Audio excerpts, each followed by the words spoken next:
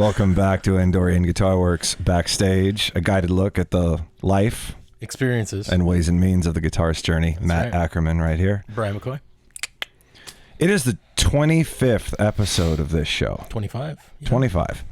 That's probably nothing. Got to listen to the Men's Room almost every day, and they're on episode, what, like 10,005 or something? Yeah, they've been doing it every day for how many years now? I don't know. We've been every other week. Every other week, except for when we don't feel like doing anything since February of 2022. Yeah, year and 3 months. Yeah. So how have your last 2 weeks been, sir? Oh, been interesting. Had a little bit of a cold or something. A little bit of a sniffle. Yeah, I'm still kind of stuffed up, but I'm here. It's not the vid. Are we gonna? That's I could put on the Zoom camera and we could do a in-house COVID test right here. No, it's fine. Okay. I'm yeah, good. we won't do that. Mother's Day was good. Got to spend it, relaxing with the wife and hanging with my mom.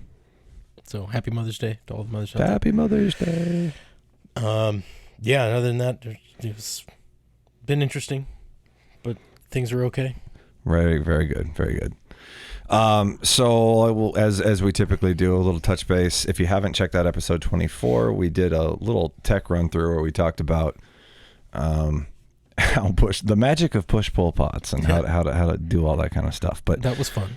We have got a very special guest on the line right now, and got to give him props from the very beginning because he's East Coast and we're live right now at 7:30 Pacific. So because none of us are 19 anymore, it's kind of late over there. So we're going to pop over right now. I want to introduce to you Mr. Paul Kobylensky.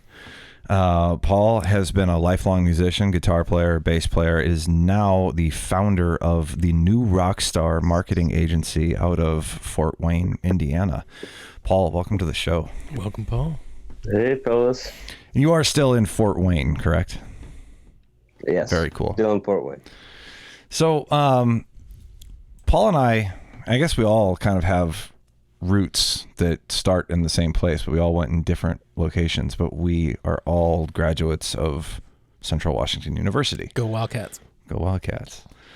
And, well, you know what? I never really know the balance of how much of the story I should tell and how much I should let Paul tell. So I kind of want to let Paul tell. Paul's our guest. He is our guest, so he should speak.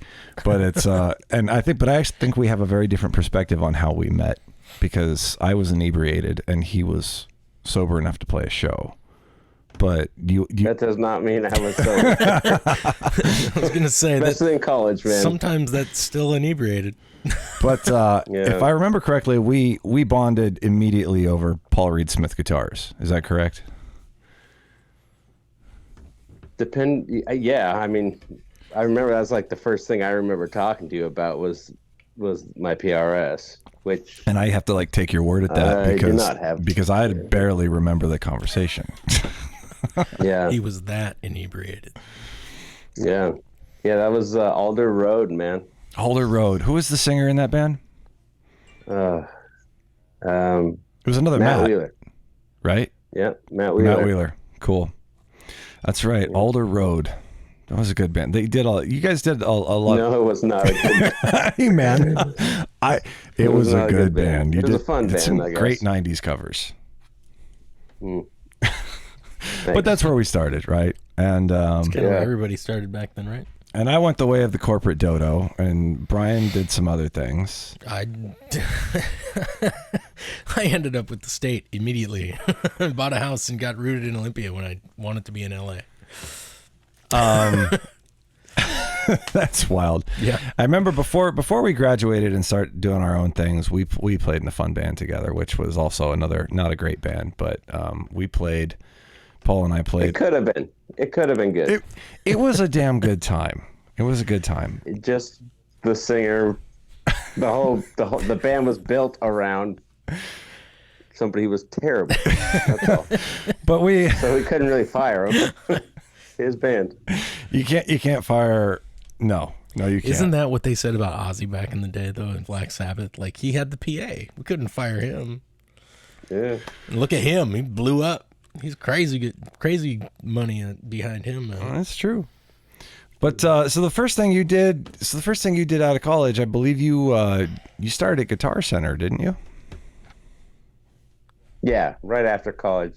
Yeah, I went back to Seattle and took a job there. Was really only supposed to kind of, just be something to get me going, but then I moved to Nashville right shortly after, and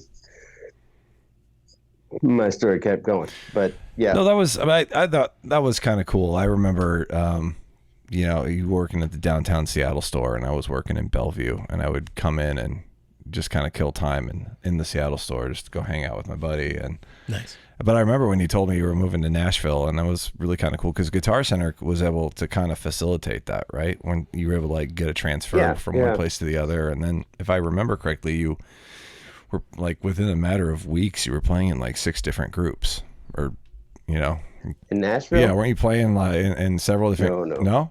Oh, well, I don't remember correctly. No, well, sort of. I mean, I kind of was.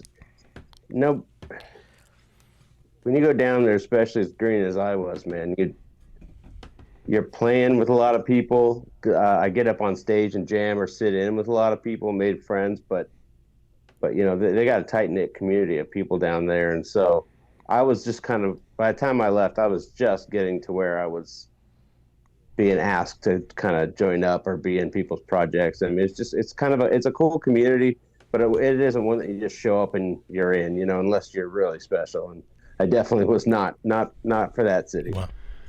Well, there's the joke in Nashville, or the saying in Nashville or something, is like, even your waiter is a better guitar player than you, or something. Mm-hmm. It's a fact, man. The first girl that I did play with literally served me dinner. Wow. She was a girl that was had just showed up there too, and she was a singer, and she was looking for somebody to help her out, and so. Yeah, I mean, Nashville is one of those towns, right? People go there to play music. Yeah. So everybody that's there is probably trying to find that dream. So how long did you stay in Nashville before you? Because the next step along the way was actually coming back, correct? Because that paved the way into you playing lead guitar in a pretty prominent Northwest country band for a bit. Yeah, I was in Nashville a little less than a year. It was about 5 minutes in the scheme of things, but it was really important. Yeah, I learned a lot. So go ahead. Yeah, tell us about the next step when you came back. What happened then? I basically realized that at one point when I was in Nashville that I started hating music. That's not good. No, it just occurred to me that I didn't want to. Yeah, I'm from Seattle in the 90s, right? Yeah. So it's like the idea of, of playing. It's really ironic as you get further into my story and what I ended up doing anyway. But, the idea of playing somebody else's music or trying to, everybody had to be a songwriter and try to write these songs that were going to be hits on country radio. And I was like, man, I just want to play my guitar and, do what I want to do. And that scene was kind of starting in Nashville at the time, but it really wasn't there yet. Now it's more so. A lot of bands go down there for a lot of different kind of music now. But so I got to where I was just sick of playing my guitar because I never got to pick it up and play anything I wanted to play, anything that inspired me. And so I basically sold everything except for a couple guitars. And I don't even know if I had an amp when I moved back home. I think I sold everything. And and then moved back to Seattle and just said, screw it. I'm going corporate. I'm fine with that. I had a lot of friends. Like you were saying, you went corporate and you started working for the state. But I've heard so many people talk to me about, oh, you just went for music right away. It's like, no, I had to. And I was poor as hell for a long time. I would have loved to have been able to go corporate and like buy a house and everything. I didn't buy my first house till I was like 37 years old. Right. And so not exactly a glamorous thing, but that's what I wanted to do. I came home and basically put music behind me, decided to go the corporate route, and quickly realized I am terrible at the corporate route. So music is really all I've ever been able to do, and so I just kind of found another way of going, kind of merging the two and getting into the musical instrument industry, which is kind of where I've been ever since. But you figured that out you figured that out pretty quick. I mean, I think one of the big things that I have taken away from the past couple of years in my life, which is reflective of the past like 15 to 20 years of my life, is that I spent so much time convincing myself that there was this version of life that I was expected to do, and it's what would provide you the house. It was what would provide you the quote unquote lifestyle that everyone wanted, that it was going to give you this idea of security and this quite frankly like an artificial illusion, an illusion of safety, that because you go and work for somebody, then you'll be able to find time to do what you love outside of that, and that will make you whole. And then what you find yourself doing, you found it quickly, and it took me until I was in my late 30s, is that really you find yourself like this empty shell of a version that you spent your entire youth thinking like, this is who I am, you know. And I've always known I was a guitar player or a musician in some capacity, but you know, by 2018 I realized that I just like to buy them and hang them on the wall, and I hardly ever touched the instrument. And that was like, holy shit, what did you do to yourself? He was a collector. And you figured that out like as soon as you went in for a couple corporate interviews in 2005, that you had to have, you had to have music. You remember how those went for me, dude. I think I remember a story. Yeah, not well.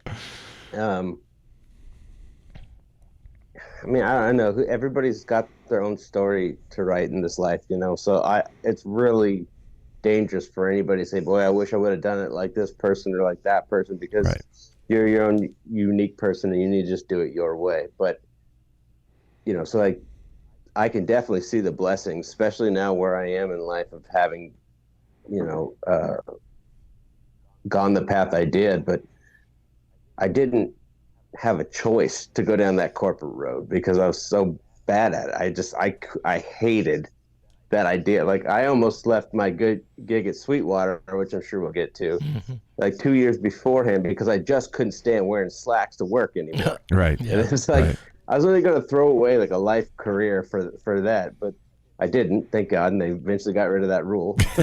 But, I can't hold on. Okay, I want to pause. Like, are you telling me that Sweetwater had a rule that you had to wear slacks at one point?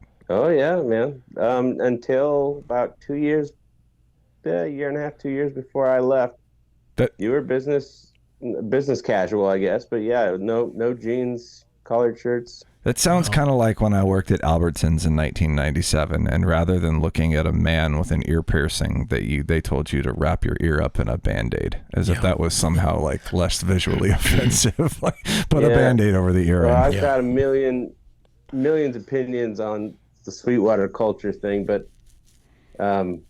if you're there and you see it, especially when Chuck Surak owned it, he has sold it recently, but culture was everything to him. Yeah. And all I can say is, even though you feel like a drone walking around in your button-down shirt and your slacks talking about, you know, high-gain amps with a customer, which is the weirdest thing, but at the same time, look at GC. They're about to go belly up again, and Sweetwater basically owns the industry, and there's a reason for that. So. Yeah, no, we'll definitely come back to Sweetwater, but I do want to pause for a second. Iron Billy's on. Appreciate that. He's one of Iron Billy. Iron Billy's one of our most consistent watchers, listeners. Yeah, that's right. North Dakota. I won't screw that up ever again. North Dakota in the house. He says he was finally early for something. He waited for 30 minutes for backstage to start, and then realized it was Monday. God, and then he showed up late tonight. So I love that guy. We love having you here, Billy. Next time I drive out to the Midwest and go through that town in North Dakota, I'm gonna take him out for dinner. Yeah, you know, big support. Well, he was supporter. talking about coming out here. That's right. We're gonna do a big old jam out here. Gonna check out some of your guitars and So you came back out to Seattle, and through somehow connecting, you got involved with a couple of musical projects, and you and I were fortunate enough to be able to share at least a couple months jamming with, well, I'll let you tell the story, but I'm thinking about Ray. Yeah. Yeah, that's the ironic thing about how talking about getting sick of what I was doing in Nashville and coming back. I came back. Right. And Ray was a year or two after I came back. But then initially I was playing with ML3, which was kind of this hard rock band. And we played in prisons and stuff like that. And it was like a ministry, not the band ministry, like a Christian ministry. Right. But it was cool. It was this big production and stuff like that. And I got to play through like these old actual 68 plexis and stuff. And sweet. It was a very, very cool experience. So I did that for a couple of years. And then. So you're kind of doing like the Johnny Cash, Folsom Prison kind of thing, going in there and relating with people like on an individual, kind of, except for it wasn't just entertainment. It was a specific kind of, it was helping people with addiction problems and that kind of stuff. You know, it was there was a focus, a purpose behind it, other than just putting on a good rock show. But I was just a guitar player. I just got to play some rock and roll through some loud ass amps. It was pretty sweet. Very cool. Excuse me, but it was also a really cool experience that meant a lot. So, but when that ended, trying to think about the timeline here, it might have been during the economic crash. Oh, like 2008? No, yeah. I'm trying to remember when I started with Ray. I don't remember, but I think I was just looking for work, honestly. I think that's how I ended up, because I normally, if I wasn't, I would not have been calling up a country artist, that's for sure. Yeah. But so I called her up, or I saw an ad or something like that, and it looked very professional, you know, for auditions, and I showed up and got the gig, and she was very much at the time, you know, what was modern country at the time. So that was kind of back when it was more like a classic rock kind of sound, as opposed to more electronic dance now, or whatever the fuck is going on with it. Yeah. But so there's a lot of guitar, so that was fun. And then helped her piece together a new band, which the dudes in that we called ourselves the 1099s. That's right. Because the inside joke was that we were nothing but a tax thing to Ray. So, and then, so those guys are blood brothers at this point. I love every one of them, but a couple of them, like Creamy and Jigga and stuff, those guys are dear friends before the band even. Right. And then I think Wex, the bass player, right? I think he couldn't make some gigs or something. Yeah, and we were looking for somebody. And so I said, hey, I know a guy, and called you up, and you did some gigs with us. Yeah, I know you gave me a very, very amazing opportunity. I mean, it wasn't, he gave me an opportunity. He didn't give me, like, that's where it needs to be clear here, is that, like, he opened a door and it was up to me to walk through it, right? Like, there wasn't like here's the gig. It's here's an audition. And I remember, it was like probably the first time in my musical career where like the amount of work without any guarantee of payoff, it was insane. It was like, hey, we're going to be up at this studio in Woodinville. I need you, be prepared to play any one of these 24 to 30 songs and come audition for this gig, because our bass player's not going to be here for a while. We need someone because we're doing a tour. And I don't think I've ever worked harder, and it was like, and it's wild because I'd never like played country.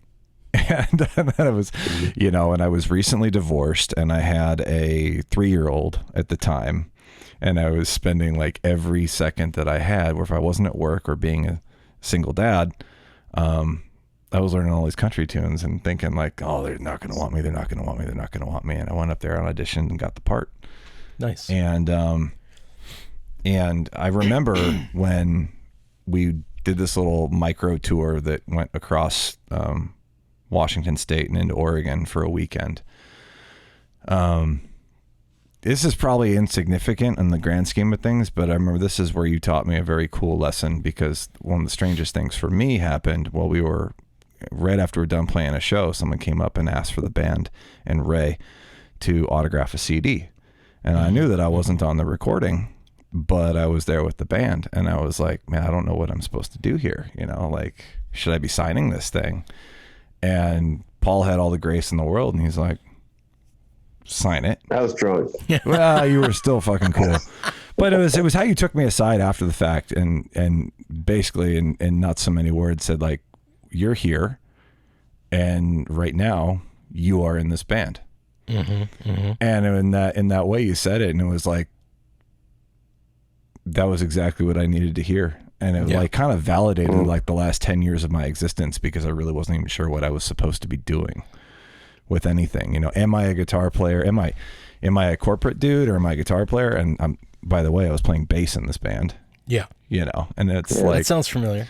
But it was so weird because like this was, you know, this is a demonstration of how closely knit the community is and where it starts from. And it doesn't mean that you're going to get handed something, but it means that you can open the door for somebody, but you still have to let them prove themselves. Oh, for sure. And it was, that's one of those big experiences for me, even though it was just like playing in a country bar in Cle Elum, Washington or something. Yeah, I don't even remember where we played on that run, but I'm sure it was nothing to write home about. Still a good time. It was something for me to write home about. Yeah. Getting on the road. hang was always good, man. I mean, Ray, you know, Ray's Ray, she's a singer, but the guys in the band, like, we were also tight and stuff. That it was always a good time. Yeah. That's good. And, you know, just getting out on the road, it just feels good to get out there and seeing the 2 faces or 10 faces or 20 faces or 30,000 faces, whatever. It doesn't matter. You're doing your thing. Do you remember how like half the band got pulled over on the way home from the gig to the hotel? And do you remember that happening? Only half the band. Oh, is that out in like Toppenish? Something like and then we got pulled out in the middle of nowhere. Yeah, got pulled over. Like me driving, and I'm like, oh, I totally have been drinking, but we're in the middle of a town of about 5 people. Yeah. Cop pulls us over. Cop pulls up and he's like, "Oh, you were in that band, weren't you?" I'm like, "Fucking." He was at the show. Yeah. He just wanted on. We're in the band. Oh, where are you going? The hotel. All right. Yeah. That's funny. Oh, that's kind of how it is over there. It's true. And my parents grew up in the Yakima Valley, so I know exactly what you're talking about. Yeah, my wife grew up in Yakima. Nice. Very cool. That's funny. I've never been in that situation where I've had to have a scare like that and then be like, oh no, you were in that band. Good. All right. You guys get home safe. You know? So, you eventually work your way over back to Fort Wayne, Indiana to work for Sweetwater. Yeah. So I guess you kind of have to go back a little bit first. So after I tried to go corporate and didn't, well, I guess I did go corporate, but it ended up in the music industry. Right. So I got a gig after that when I came home from Nashville at Loud Technologies, or, you know, Mackie, Ampeg. It was Crate at the time, Alvarez guitars. And that was cool because it opened my eyes. I guess I didn't realize that there was like such thing as a steady gig in the music industry, you know? So I did that for a few years, and then they ended up just selling off half their brands and almost going bankrupt because the economy collapsed, you know. So I got let go, and then and that's I think when I started playing with Ray, trying to make some bucks. And then I went down and worked at Warmoth for a few years. And Warmoth Guitar Products, that was a cool gig, man. That's still a really cool company, and I've got like a ton of Strats and Tellys and stuff, and I don't think I own one Fender. They're all still, like this thing. Yeah, that's just an old Warmoth, that's you know, nothing on the headstock. Yeah, that's the guitar on your promo photo. Yeah, it is. Yeah, killer guitar, man. I play it all the time. Yeah. So anyway, did the Warmoth thing.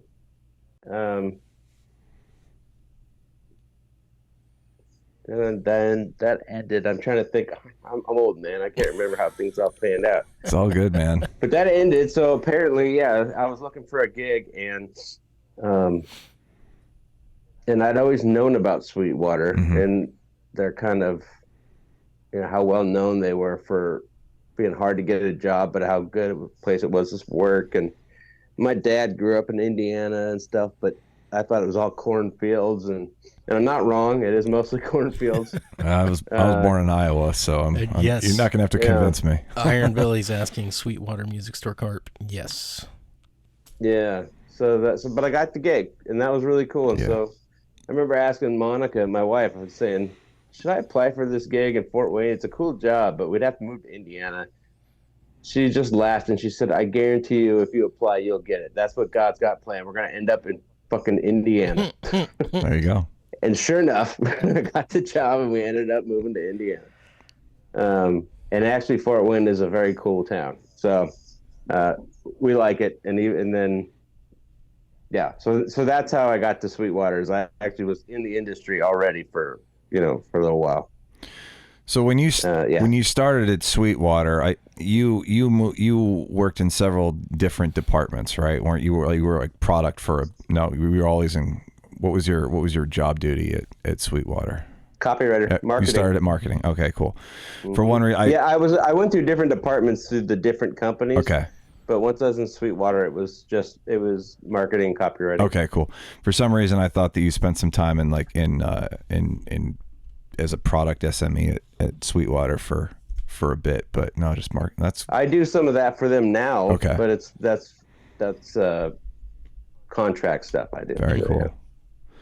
So this is all basically setting the stage for, going from, coming out of college, what do I do? This is what I'm doing. And you get momentum and you spend time marketing and copywriting at Sweetwater. And at some point you have an idea and the new rockstar.net, right? Tell us the birth of the new rockstar.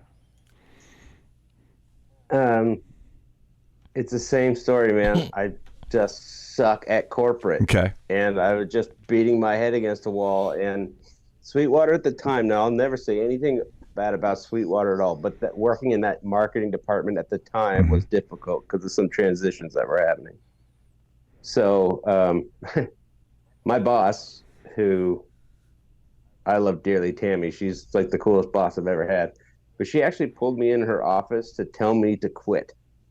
Not to fire me or anything, but it was because she loved me so much. Yeah. And she was like, Paul, you are going to have an ulcer. Like, this is not okay. There's better things for you.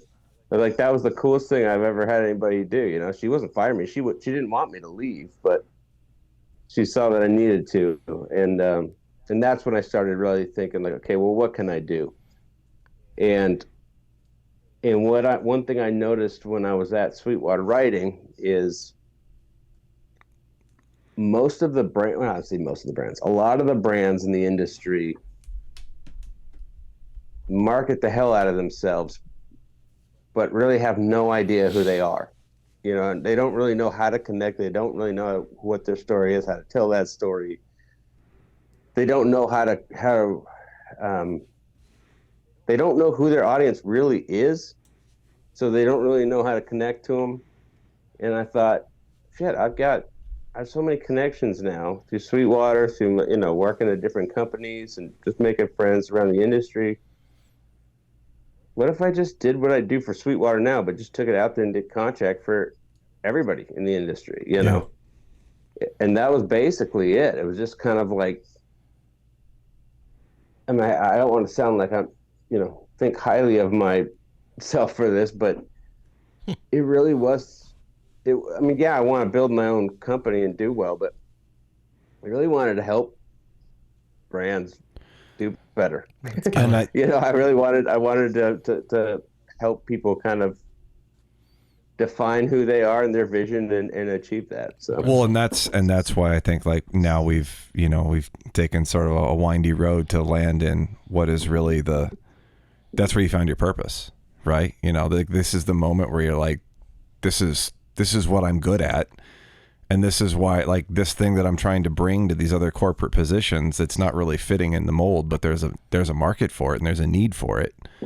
And there's these, brands and people that need it. This is what I'm taking from what you're telling me, Mm-hmm.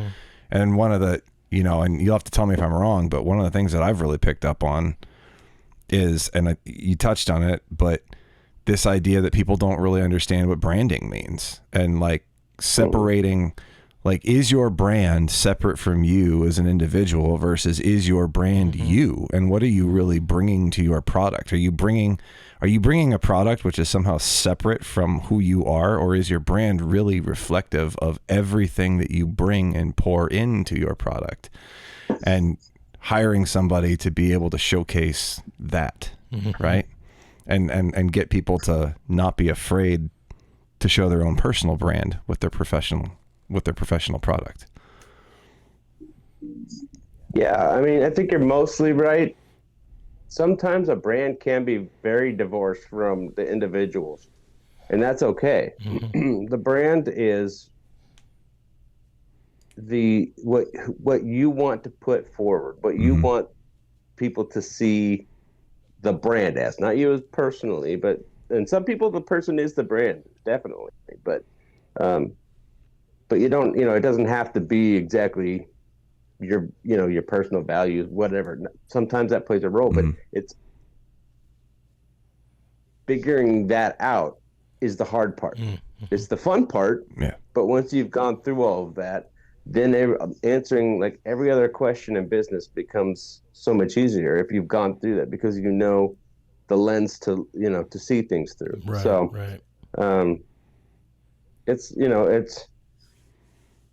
It's just about defining it first, and it's going to change. Things change all the time, but so that's why I like to help people do. Now, that seems odd, because if you ask or look at my website, it says copy and content writer. It's like, well, what's it got to do with branding? It's like, well, because I can't do my job effectively for a brand if they haven't done that branding work up front. And if most haven't, which is usually true, then my job kind of changes to helping them define that. So then I can go on and do, tell that story. Right. Really quickly, and this is one of the cool things about why we do the show the way we do. We have the live chat going on, and through this story, Billy is commenting that he also had a similar thing happen in his engineering career. His boss sat him down and told him to quit if he wanted to have a life. So that's very cool. Thanks, Billy. That's a good boss, man. So you also then, it sounds like you're also doing a little bit of brand consulting as well in order to get to that copywriting and content by coaching. default. Yeah. Yeah, I would never market myself as, a branding expert or anything like that. It's such a vital part of the process to get to do what I do that I end up being involved in it, or at least. Okay, let me go back for a second. Yeah. Basically, what I do, the core of what I do, like my branding, is I tell people's stories in a way that achieves their desired results. So that's when I'm doing journalism, like writing for Premiere or Premiere Guitar or whatever. If I'm writing blogs for companies, if I'm writing websites, if I'm writing sales emails, they're all the same thing. I'm taking the information in that they want me, and then finding the best way to tell that to their audience in a way that gets the desired result, whatever. So, and that's what I'm good at. Yeah. In music, the music industry. So if I don't have that branding laid out for me, I've got to start to go digging for it, because I got to know what the story is to tell. Right. So yeah. That's one of the areas that I like specifically struggled, because it's not far away from the communication consulting work that I was attempting to do in healthcare just prior to and during the pandemic, and where I would want to go digging to understand more, because the industry is so knowledge specific, and if you don't actually come into the healthcare industry with any knowledge of healthcare, like if you're not a freaking doctor, you need to go digging, because you need to be able to tell this important story, but you're like absent this information. But so what's it like? I imagine every client is a little bit different, but I imagine sometimes you begin consulting with somebody and you probably have like, you know, I have to have some come to Jesus conversations about the work that needs to be done in order to achieve these things. And like, there's probably, what's that like when you're having these conversations with the client about this is what we need to do? Are they appreciative, or is it like, oh my God, no, I'm scared? Or like, it probably, there's a spectrum, I bet. Yeah, there really is. Some companies, I'm working with one company. I'll try to leave the names out. Yeah, for sure. Some are sensitive, some aren't. I don't want to say the wrong thing, but one company is based in Europe, and they have offices all over the world. And they can ask me to write a headline, and I will literally get about 5 different spreadsheets with information in multiple languages, and then updates to those, and everything's so organized, but at the same time so chaotic. And it's just like, I don't dare tell them what they need to do, because they've got teams upon teams upon teams of people arguing about it. Yeah. Then there's others that, one I will tell you is, just because they're somewhat local, Rainsong acoustic guitars. I do a lot of work with Rainsong, and they're really cool to me. I love those guys. But they listen, you know. So if I'm like, hey, I really think we should do it this way or do it that way. Matter of fact, I did their website. I don't do websites. Are they? I did their website. Are they the ones that do the carbon fiber acoustic? Yeah. The black carbon. Yeah, I remember seeing that work on LinkedIn that you published. It was gorgeous. Yeah. Gorgeous. Yeah, they're incredible instruments. But, you know, if I'm like, hey, your last website's terrible, I mean, even I can do better. And he's like, fine, do it. You know, so that's cool. Challenge accepted. Yeah, and then but then there are, and I would say this is actually the norm for any company that's not just huge. People don't, and this is the problem I ran into at Sweetwater too, but people don't understand copy's value, and they don't understand how much of a discipline it is to do it correctly. And so writing content like blogs and stuff as well. So because everybody can write, you know, so everybody thinks, well, I can just write my own copy. They think the only barrier is that they don't have time. And the reality is they'll never find the time, first of all. I mean, that's really, people, if you want to break it down, people hire me because they don't have time.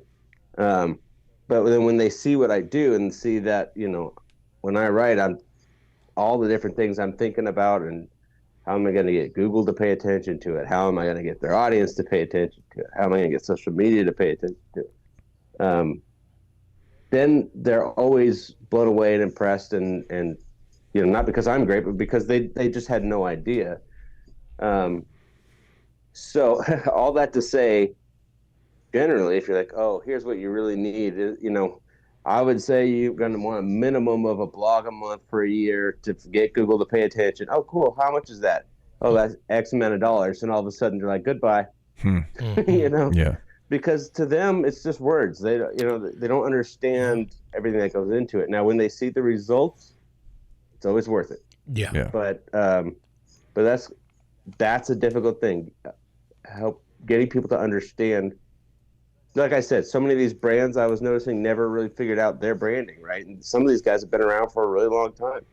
So how am I going to tell a company that's been selling guitar amps since the 80s that their branding sucks?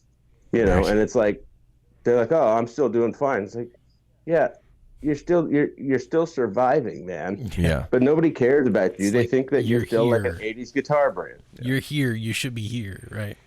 Yeah, and I'm not like, hey, I'm going to get you to the top. I'm saying you should be at the top. You have that kind of brand recognition. People love you. But you look like you have a GeoCities website or something, you know. And so nice throwback. We've always done it this way syndrome, right? Yeah, and that's all over the place. And that's a hard thing for copy. Now, if you're a graphic designer or if you're a programmer or something like that, and you have a what sounds to them like a modern skill set that they don't have, they'll throw money at you, because and any freelancers doing that kind of stuff, I don't mean it's easy to get work. It's not. But compared to copy, they don't assume that they can do it better, right, or just as easily. Right. So that's a very long answer. But every client is different. But that's one of the biggest struggles.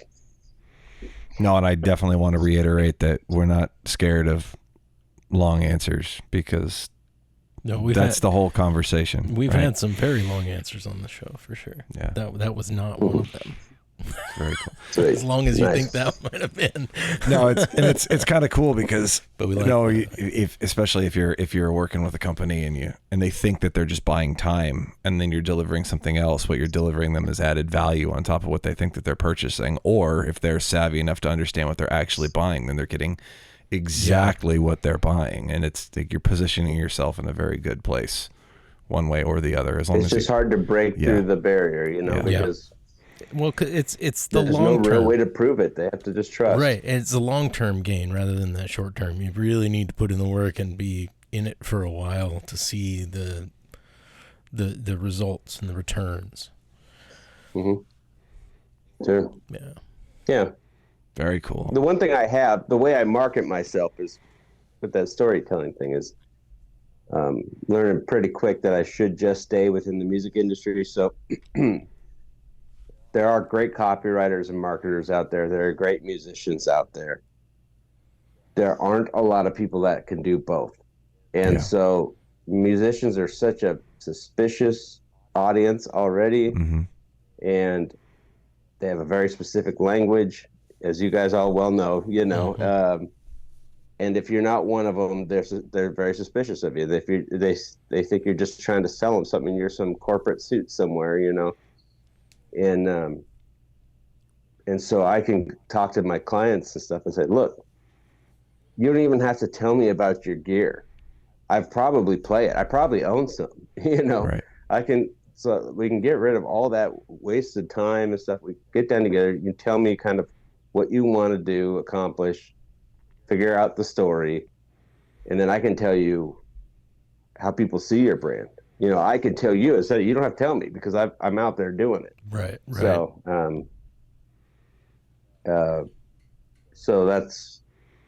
that helps people because they don't want to pay some copywriter to go in there and just write schlock or whatever, and go through, do your typical marketing rules and totally miss the audience. So I'm able to communicate as one of them, and I'm not just a hair club for men mm-hmm. president. I'm also a customer or whatever. Yeah.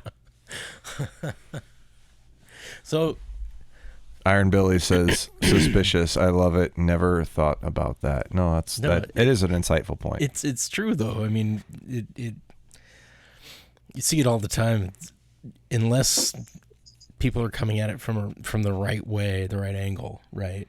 Mm-hmm. I mean, this is why the guys in that metal show have such good rapport with the acts that come on that they've interviewed and things like that. It's because they're in the scene. They know what's going on. You can't have these guys doing like country music or go on QVC or whatever trying to sell something. That's not their shtick. You ever seen a metal band get interviewed on a red carpet at the Grammys? Yeah, it's weird. It's frightening. It's weird. They don't know, these like Entertainment Tonight or whatever. I don't watch that stuff, but whatever. TMZ reporters all dressed up with their glitzy whatever, and these 4 dudes walk up and rip black T-shirts, and they're like, "Who are you here to see tonight?" And they just look like total assholes. Yeah, The interviewer does, not the band. The interviewer looks like a fucking retard, and I was like, it's because they just they don't understand the culture. And musicians are very protective of that stuff, Mm-hmm. and so to be able to go out there and if somebody reads a blog that I wrote and it says this guitar does X, Y, Z, and I really like it, they're going to say, hey, this guy's not just selling me the guitar. Right. He's used it. Mm-hmm. He knows what he's talking about, and he likes it, or says this about it, and they can trust it and get behind it. So that's important to me, man. I can't compromise that integrity, I guess, because then I lose my whole selling point. Right. No, I'm really happy when the I word comes up on these interviews, because I feel like that's the defining difference between the people that we want to talk about, or talk with on this show, because if you're on your journey and your journey is paved with the stones of integrity. There's a lyric for you, paved with the stones of integrity. But that's what it's all about, right? Iron Billy just chimed in with the do. The Entertainment What? Oh Tonight God. theme song. Okay. It's been a while.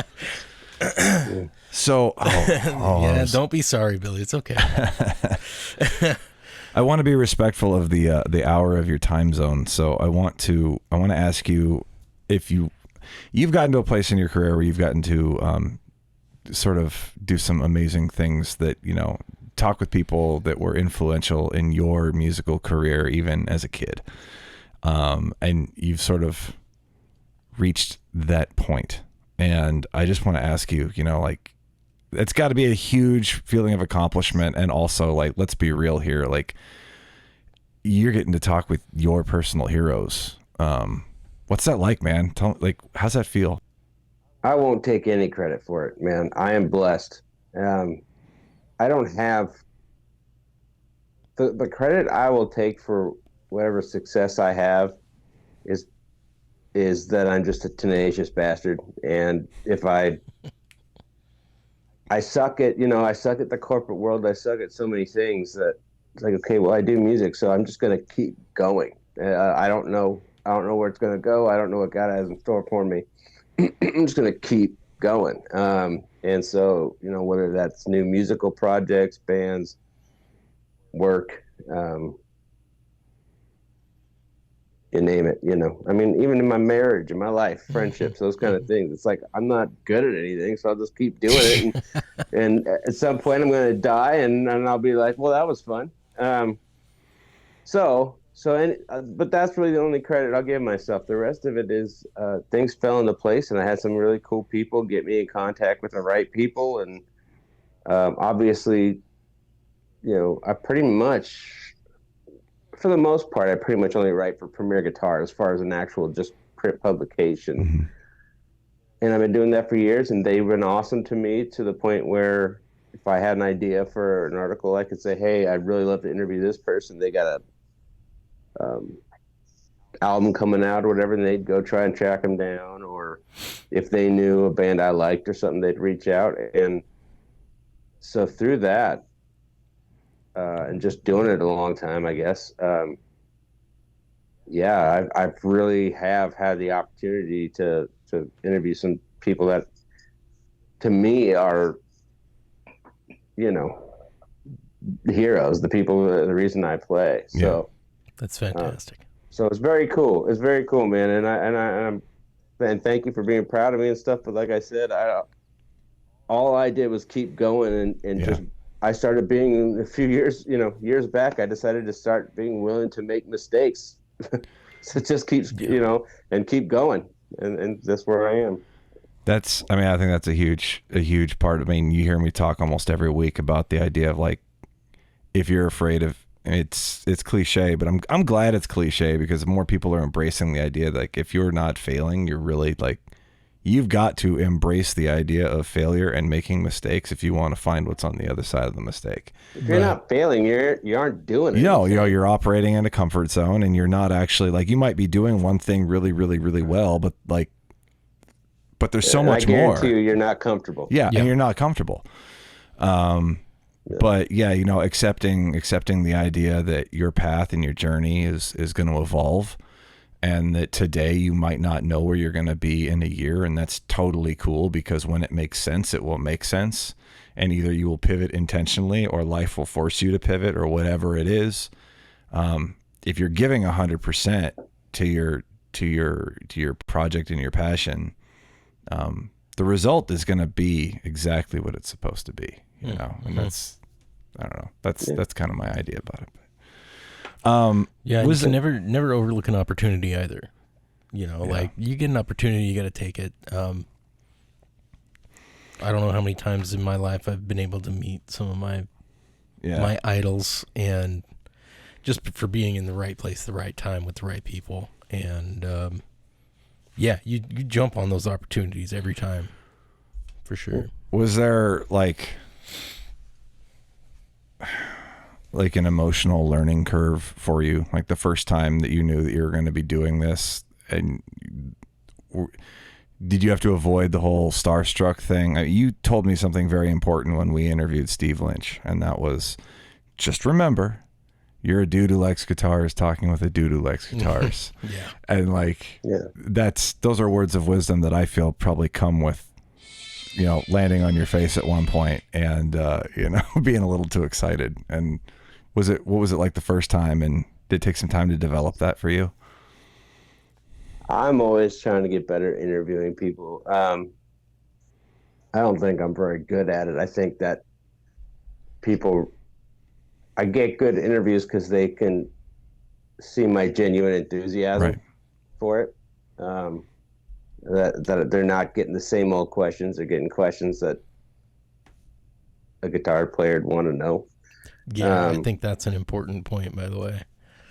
Yeah, and so when I started doing it, I mean, I was writing a copy for Sweetwater, and I've been in the industry a long time, but I didn't have I have a degree in journalism, but I'd never really done it. So I didn't sure as hell didn't tell Premier Guitar that. Of course not. So they were like, okay, do an article, and I forgot who my first one was. It might have been a gear review or something, but so I just did my best, and I was okay with failing. I was preparing to fail. I thought I was gonna fall on my face and be like, "Whoa, cool! I got a gear review in Premier Guitar. I hit the top," and I kept calling. And so I didn't know how to interview people. Mm-hmm. So I just kind of did it again. The same thing I do. It keeps going back to it. I don't ever know what I'm doing, man. I just keep going, and I'm okay with failing, and I love learning, and I try to be genuine with people. So now, when I do get in a starstruck moment, the way I do it, and I don't know that anybody else does. I'm sure they do. I just don't know. I get it out of the way up front, and I think it's really unprofessional of me, and that's okay because it's also a good icebreaker. So. Okay, I'm going to start dropping names here. I hate doing it, but it's because it's part of the story. So forgive me here. No, you're good. But like when I interviewed Mark Tremonti and Miles Kennedy, for Alter Bridge. Well, I love Alter Bridge, but Monica, my wife, they're like one of her favorite bands in the world. And she's always, she's been to a few of the shows and stuff. And so I'm on like a Zoom call with them like this, and I brought her in, and she had the cat. And I was like, "Hey guys, I know this is like very unprofessional of me, but my wife is the biggest fan, and she wants to meet you." And she got to chat for just a second with both those guys, and that's awesome. Miles Kennedy gave her like an air hug, and she remembers that the rest of her life. And I got back on the chat with him and got back to it and thanked them for that time. But I think that because I was genuine about it, that I don't have to be afraid of being a fanboy. I'm allowed to, like when I talked to Dave Mustaine, I just said, before we get into anything, I need to tell you about growing up with your music, how much you've meant to me, and all this kind of stuff. I said, okay, now I'm done. I'm going to be professional. Thank you for dealing with that. And then I got right to it. Yeah, man, I think authenticity is everything, and in any way that is demonstrated, however you connect with the individual on the other side, to let them know, we talked earlier about, the marketing and branding, how do you know you're not like some corporate person, how do you know you're actually a person that's invested, and same with the journalistic aspect, you're showing them that whether it's because, you're giving a moment to your wife who loves the band and introducing them to your cat, or telling them that, like, man, I listen to your music forever. Like you're genuinely and people can see that, hear it in your voice, they can see it in your eyes. They know that they're connecting with somebody who cares, not just somebody who's getting paid for an article, and that's huge. I don't, print journalism, especially in the music industry, it really doesn't pay that well. That's part of what I do. It's not, but I do that because for the experiences and for the stories, man. And you're right. I mean, I am invested in it. I don't want, nobody gives you any credit for being a writer for Premier Guitar outside of your guitar playing friends, like nobody knows who I am, but I get to help these bands tell their story. It's the same thing as my copywriting and everything. So I love asking those questions and learning about the, you know, well, I like asking them the unexpected questions and trying to get at the core of what's going on with them. And I figure, and I've noticed that if I'm genuine and I do that, then I can get away with being starstruck or not. Yeah. Sometimes I'd be like, dude, I really do not get this song. Tell me more about it. And that's part of the story, you know? So, yeah. Right. Yeah, that's really cool. It's getting those offbeat. Yeah, no, it's the path questions. It's super cool to, yeah. So you have to keep the person you're interviewing interested in being interviewed, I think, too. Yeah, and so not having the same canned questions over and over and over again is very important in that. Yeah. Or making jokes with them, man. Right. Laugh. Yeah. Be a human being, you know, because a lot of them are on their 5th interview for the day, and they're just answering the same damn questions over and over and over. Yeah. You know, so make them laugh. Yeah. Take a joke, you know. Find something that nobody else has ever found about them and ask them about that. Yeah. Yeah, I asked Derek Trucks if he had heard of Eric Clapton before and started recommending some of his songs. And it took him a minute, and he's looking at me like, is this guy an idiot? And I was like, oh, he's all right. And then he laughed, and we were cool, you know, broke the ice. That's great. Oh man, that's dope. Yeah, no, I was thinking, so, you know, connecting with the song levels and like in Alter Bridge specifically, you know, like I think that your wife and I are probably on the same level when it comes to Alter Bridge. And yeah, he would totally fangirl out. Yeah, too. I totally would. But I remember I think my wife and I were driving back from Idaho or someplace, and we were passing through Coeur d'Alene and passing through Spokane and listening to Alter Bridge, and I'm just like going on, like talking about, oh, it's so cool that this band's got this local guy and Miles Kennedy's voice and blah blah blah. And then like the song came on that he wrote about his dog, and that was like stuck in the house alone during when there was like this like storm, and checking on the dog and all this stuff. And like that's when my wife melted and was like, oh, you wrote a song about his dog? I'm like, yeah, you wrote a song about his dog. And then we were like connecting over that, and it's just, I don't know, it's pretty cool. I love it. Yeah. So do you feel like you feel like you've got the balance? Like, you know, like you're a player and you're a journalist and you're a copywriter, and you're like, are you happy with the balance of music in your life right now and how it's playing out? Are you happy? Playing out. Yeah. That's a huge question, man. First of all, so I'm going to answer it about 5 different ways. Yeah. And then we're going to let you go because I know you're tired. I'm sorry. Yeah. No, that's all good, man. I'm enjoying myself.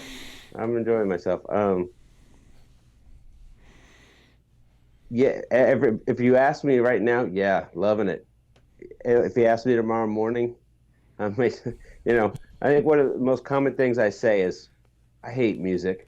You know, because it's just like, yeah, it governs everything in my life. You know, it's like my schedule's, but it's facetious, of course. You know, I think I'm incredibly blessed. Yeah, I mean, I have to look around at my life right now and say, I can't believe the pieces fell into place like this. You know, yeah. The thing is, I don't ever want to hold that too dearly or too tightly, because life happens. You know, I mean, I have no idea what's going to happen next. I don't know what's, you know, my business could totally fail. I don't know. I could lose a hand, can't play guitar anymore, die. I don't know. So I just need to be blessed, be grateful for where I am right now. And like I said, I just keep going, and just, if I get inspired, then chase it down and set a goal. And, you know, I'm pretty specific and pretty religious about my daily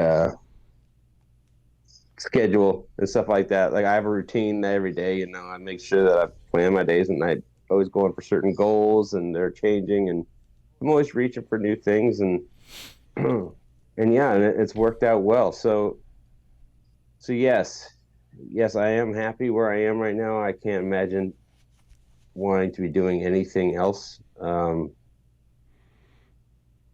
But at the same time,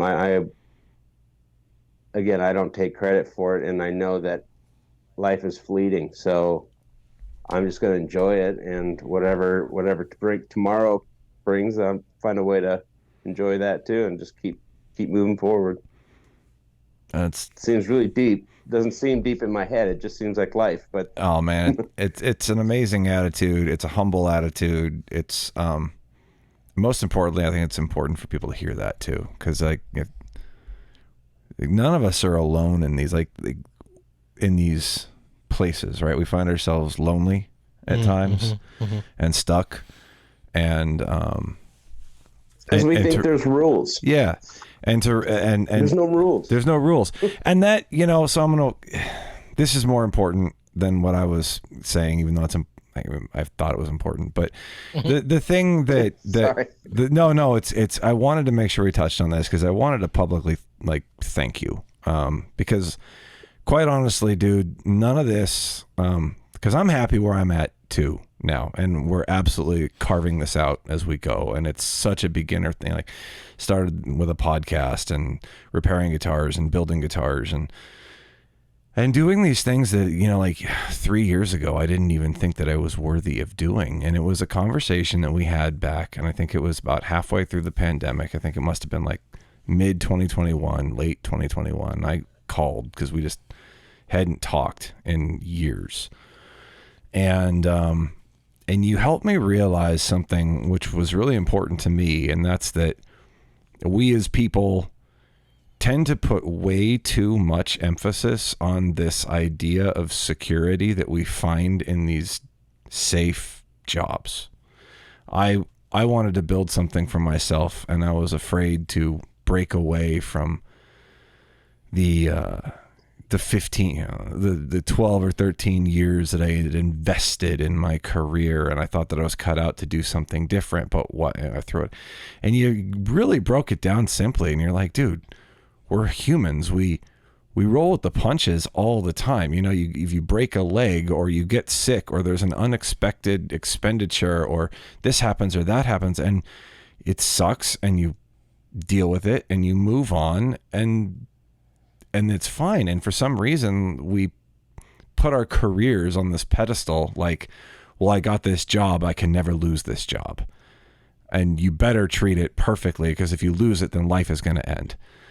And you I don't remember the exact words, but you snapped me out of this idea that I had already cast my career in iron, and this is what my destiny was. And, it was that I didn't know what I was walking away with that day, but those words, they stuck with me for months and months and months, and I believe became the catalyst for me being able to, have the courage to step out and actually do what I felt I was called to do. So I don't think anyone should ever question the authenticity of your message. Well, thanks. My message is basically to be authentic, I guess. So. Yeah. But yeah, man, I mean, it's funny. It's made me sound like a wacko here until I explain it. But one of the most powerful realizations I ever had in my life was that I'm going to die. Yeah. And I literally start every morning, I have a time where I sit down and I read my Bible, I have a cigar and a cup of coffee, and get my day going. And I start every day with reminding myself that I'm going to die. And what that is my way of embracing the fact that this is a temporary situation. Whatever you believe happens afterwards doesn't matter. But it's a temporary situation. And if I do everything right by the rule, by the book or whatever, and I achieve whatever people want to achieve, or if I end up on fentanyl in a alleyway tonight, I'm gonna die. We end up in the same place. We end up having, so it's so you've got this amount of time between now and that day, and when you think about it that way, all bets are off, man. Yeah. I mean, you can't. There's no way to live life correctly. There's no way to live life incorrectly. I mean, short of a faith system, which I do have, but I'm, as far as just kind of the way philosophically. So you do your thing, and you embrace the wins, you embrace the challenges. It's important, if you think that way, to embrace the consequences as well, because if you do something and it sucks for you or the people around you, it's like, well, you got to take the responsibility for it. But yeah, literally, it's just the concept every day of reminding yourself that you're going to die, no matter what, is this insanely freeing thing that kind of helps you move through your day. Just like, you can let a lot of things roll off your shoulders and stuff and be like, okay, what if the IRS comes after you for everything? It's like, okay, so what if you die? They get it. Who cares? It doesn't matter. You're going to die. Yeah. It's like, no matter how bad it gets, eventually it's going to end. And it didn't really mean anything. So God put you here for a reason. Embrace whatever that reason is and go. I'm going to change the name of the episode to "You're Going to Die." Yeah, it's weird, man. No, it seems dark, but it's really not. It's it frames it because there's a but, because there's a comma there. You're going to die. There's no buts. Now what? No buts. Only ands. What are you gonna do? What are you gonna do now? Yeah, like if you think that, the thought, because I dealt with it too. We've talked about this concept of thinking there's certain rules. You do this, you get this job, and then you buy this house, or you do, that's normal. I grew up with that way of thinking as well. But people that go down that road will look at somebody who's, I don't know, spending their life poor as a musician, and they'll think they wasted their life. I would say it's the other way around. It's like that, because at the end of their life, they did something, enjoyed it. You're going to look back and be like, I did not enjoy that time, Not necessarily. And I'm not saying that there are people that really succeed and do well at the corporate thing too. So I'm not saying that, down with. No, this is all framed around people that are doing something that they're not, they're trying to put the wrong puzzle piece in the puzzle. Yeah, you're trying to follow the rules or trying to do whatever all these rules that just don't exist. It really kind of depends on how you envision success and a good life and right? Like, and everyone's different, man. There's people that the idea of building a multi-billion-dollar corporation from the ground up is who they are. Yep. And that's what they should do. Right. Absolutely. So it's like, not everybody's doing that does not make you a bad person. Not everybody's an entrepreneur. Not everybody's a musician. Right? Yeah. Yeah. Yeah. I mean, if you want to, I don't know, I don't care what you do. If you want to work in a macaroni and cheese factory your whole life, if that fulfills you, do it, man. Because what else are you going to do? You're going to find something else that you'd rather not do, and then you're going to die. I think you just gave me my next career move. There you go, man. I love mac and cheese. I've been thinking about mac and cheese lately. Sounds good. I could use some mac and cheeses. Mac and cheeses. Oh, God. So we're coming up in an hour 15, and I first want to thank you again for being with us. I want to give you an opportunity if there's anything that we haven't covered that you want to cover. But tell them about the song, man. What's that? Oh, yeah, that's right. The song. You tell them about the song. There's a project that you're working on, Paul. Why don't you tell us a little bit about this project and the fact that you have asked Matt to join you on one of the songs on that project. Well, I've always got projects going on. The one. So your project, the one that is involved in that is I decided to do an album of songs that I've written throughout my life, and I've lived all over the country. Excuse me. Did that, because this was originally titled the 4-State Project, wasn't it? Or is that sort of like the genesis of the idea? Still is. Okay, cool. That will be the name of the album. Okay. Well, sorry. So this has kind of been an idea that I've had in a way forever. Gotcha. So I was like, okay, I have all these songs I've written, and a lot of them aren't that good, but that's okay, because to me, they're tied to a place or a memory or people or something. And I've met all these great musicians and played with them across the country and stuff throughout my life. So I was like, I'm going to record all these songs put out an album of music that I've written, and I'm going to have my friends that I've played music with throughout my life record on them. And so I was doing them one at a time. It's taking way too long. I've only got like 3 tracks out now. Mm-hmm. So I'm actually taking July off here from work and just focusing on that record to get it done. But, sweet. Right on. But yeah, one of them, Vector Mode, was this goofy... it was actually written to be a surf rock tune for my surf rock band, but then my drummer heard it and he said, dude, that sounds like an 80s car racing game, like arcade game. And I said, holy shit, it does. So then I pulled out the high gain guitars and everything and decided to turn it into that. So it has like 8-bit video game music, but it's also metal and shred. And I called up Matt and said, or emailed you or whatever, and got you to shred your ass off on it. So it's just this ridiculous guitar, just like 3 minutes of just shredding and goofiness and I was funny, but I loved it. I loved it too. I was considering pumping it into the stream, but I'm still a little cautious about these things getting flagged and taking down the whole muting the whole episode. But we're gonna link to it on Spotify because it's there, and that was a blast to record. And I remember it was really hard to come up with an idea to put down on the solo there, and because it was so unique, and it was also really awesome. But it was like it's one of those things where like I wouldn't have ever written a song that way, like the song itself, not the guitar solo, but I would have never written that song. My brain wouldn't have allowed for that. So to try that's probably a good thing. No, I don't know, but to put myself in the headspace of like, okay, well, this is what Paul wrote. Now, like, how do I complement that?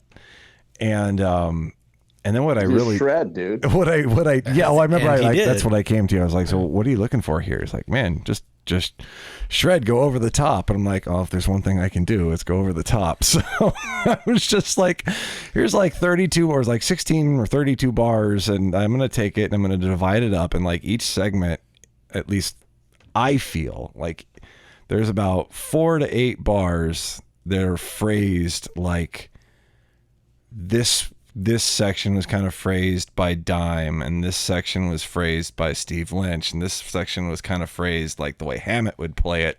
And it was like, okay, we're doing this over the top Vector Mode 8-bit heavy metal thing. And now I'm like imagining all of the guys that inspired me from the age of like 15 to 30, and I'm stitching their guitar ideas together. I'm going to lay that down over the top. And that's what I did. And it turned out it was fun. Fantastic. It was super fun. You put way more thought in it than me, dude. I was like, what can I play really fucking fast? And I can't shred for anything, man. That was like the best I had in me when that song. I remember you listened to it, and then and I had this guy come over because it was I wasn't gonna send it anywhere, but I wanted him to hear it and be like, what do you think? And I remember because we've talked about this before. This was the time where he said like, you probably could play it cleaner, but you probably wouldn't play it better. Yeah. And it was one of those things where like, I don't know that I would have gotten the idea out twice. And so we're like, okay, we're sticking with it. Go, ship it. One of those moments where perfection is the enemy of good. Perfection is the enemy of good. Yeah. Yeah. Do you know Gretchen? Do you know the guitar player Gretchen Men? Do not. I don't. Gretchen is, first of all, she's a sweetheart, but she's also about the baddest guitar player you'll ever meet in your life. She can shred like a monster. She's also a classical guitar player. Okay. Incredible classical guitar player. She's in all-female Led Zeppelin thing called Zepparella. She's endorsed by like Ernie Ball Music Man, Angle and stuff. Mm-hmm. She's legit, man. Gonna go do my homework after this show. Yeah. I just pulled her up on the Google machine myself. Gretchen's special, but anyway, I was interviewing her for something else, and we got to be friends. We just enjoyed the conversation. So she asked to hear my music. I sent her, and she really dug Vector Mode. So you can tell her that if you figure out who Gretchen Men is, then you can tell people like, yeah, Gretchen Menz likes my song. Jeez. So you can tell people that. I'll sleep soundly tonight, man. I appreciate that. Dude, it was a great song. She'll make you feel like a terrible guitar player when you hear her play, though. You guys just look at a picture of her. Yeah, I just pulled up the Zepparella bio page. See it in your eyes, you dirty bastards. Yeah. That was a really fun tune, and I was very honored for you to ask for me to participate in that. It made me feel like a guitar player again. It was fun, man. It was super fun. Yeah. And that was before we got Gunslinger back together. Yeah, it's true. And get you on the second lead. If this is the last thing I say, I got to make sure I say it. One of the biggest pet peeves I have in this industry is people that are surrounded by guitars and don't use them. Yeah. I hate that. I hate, even though my job is to help sell music gear, people that buy their 75th overdrive pedal and they don't use it. Yeah. Go make music. Yep. That's what we're here for. That's what will last longer than you will. It doesn't matter if it's good. Like, again, let yourself fail. There's plenty of bad music out there. Go share things. Go create something. Overdrive pedals, I don't care how good it is. The tone sucks until you plug it in. Yeah, that's true.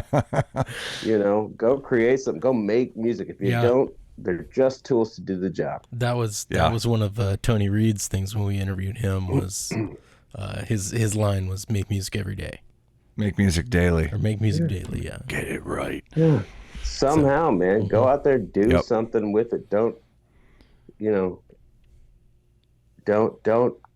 Gear is useless. It's a waste of money. Yeah. Unless you're using it. Yep. That was the summertime 2019 epiphany. And it was like, I don't know at what point in the last 10 years I became just a collector, but it's like, I mean, it was also it was easy to justify it. It's like, clearly life happens and sometimes you lose track of things. But once you identify that moment where you're like, ooh, I got off track. Now you have a choice. And I think it was definitely good to choose to get back on track.